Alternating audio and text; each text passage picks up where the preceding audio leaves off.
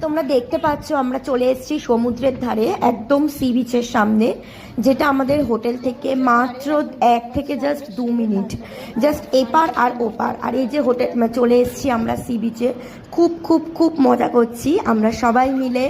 তো দেখতে পাচ্ছ সমুদ্রে অনেকক্ষণ ঝাপাঝাপির পর তারপরে অবশেষে চলে গেছিলাম রুমে গিয়ে প্রথমেই যেটা অর্ডার করেছিলাম একটা ফ্রেঞ্চ ফ্রাই, সেটা মেয়েদের আবদারে অর্ডার করেছিলাম। তারপরে করেছিলাম আজকে লাঞ্চে ছিল ফ্রাইড রাইস আর চিলি চিকেন। আমরা নিয়েছিলাম ফ্রাইড রাইস আর চিলি চিকেন।